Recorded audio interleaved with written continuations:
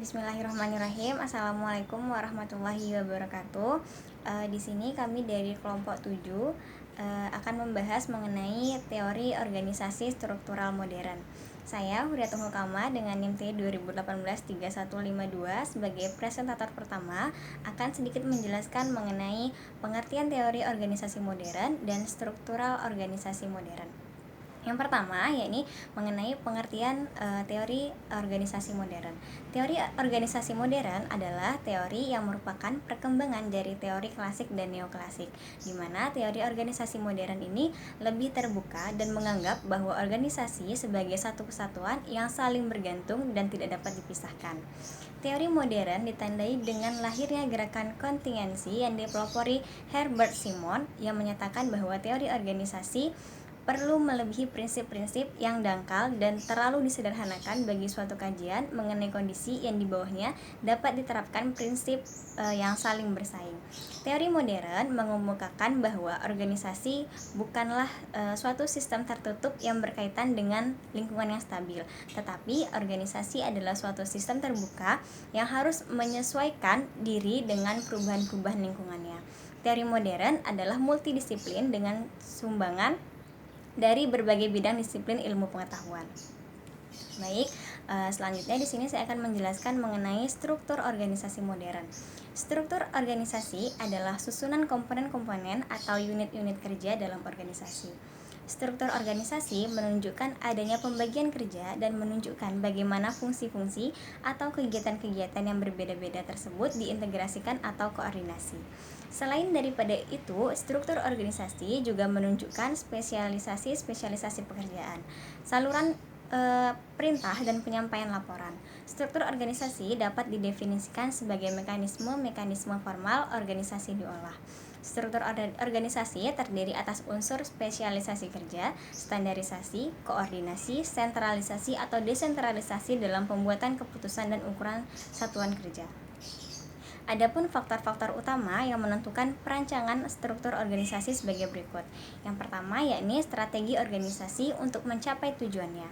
Strategi akan menjelaskan bagaimana aliran wewenang dan saluran komunikasi dapat disusun di antara para manajer dan bawahan. Aliran kerja sangat dipengaruhi strategi, sehingga bila strategi berubah, maka struktur organisasi juga berubah. Yang kedua, yakni teknologi yang digunakan. Perbedaan teknologi yang digunakan untuk memproduksi barang-barang atau jasa akan membedakan bentuk struktur organisasi. Sebagai contoh, perusahaan mobil yang mempergunakan teknologi industri massal akan memerlukan tingkat standarisasi dan spesialisasi yang lebih tinggi dibandingkan perusahaan industri pakaian jadi yang mengutamakan perubahan mode. Yang ketiga, anggota atau karyawan dan orang-orang yang terlibat dalam organisasi.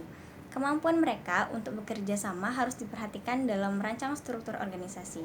Kebutuhan manajer dalam pembuatan keputusan juga akan mempengaruhi saluran komunikasi, wewenang, dan hubungan di antara satuan-satuan kerja pada rancangan struktur organisasi seperti pelanggan, supplier, dan sebagainya.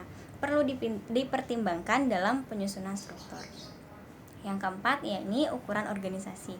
Besarnya organisasi secara keseluruhan maupun satuan-satuan kerjanya akan sangat mempengaruhi struktur organisasi, akan semakin kompleks dan harus dipilih bentuk struktur yang tepat. Sedangkan unsur-unsur struktur organisasi terdiri dari yang pertama yakni spesialisasi kegiatan berkenaan dengan spesifikasi tugas-tugas individual dan kelompok kerja dalam organisasi. Yang kedua, standarisasi kegiatan merupakan prosedur-prosedur yang digunakan organisasi untuk menjamin terlaksananya kegiatan seperti yang direncanakan. Yang ketiga, koordinasi kegiatan menunjukkan prosedur-prosedur yang mengintegrasikan fungsi-fungsi satuan-satuan kerja dalam organisasi. Yang keempat, sentralisasi dan desentralisasi pembuatan keputusan yang menunjukkan lokasi atau letak kekuasaan pembuatan keputusan. Yang kelima, ukuran satuan kerja menunjukkan jumlah karyawan dalam suatu kelompok kerja. Nah, yang terakhir, tujuan teori sistem organisasi modern adalah penciptaan suatu ilmu pengetahuan organisasi universal dengan menggunakan elemen-elemen dan proses-proses umum seluruh sistem sebagai titik awal. Secara ringkas, teori organisasi modern dan teori sistem umum mempelajari mengenai bagian-bagian dalam keseluruhan dan pergerakan individu di dalam dan di luar sistem. Yang kedua, interaksi individu-individu dengan lingkungan yang terjadi dalam sistem. Yang ketiga, interaksi di antara individu-individu dalam sistem. Dan yang keempat, masalah-masalah pertumbuhan dan stabilitas sistem. Baik, sekian yang dapat saya sampaikan. Mohon maaf apabila masih banyak kekurangan. Wassalamualaikum warahmatullahi wabarakatuh.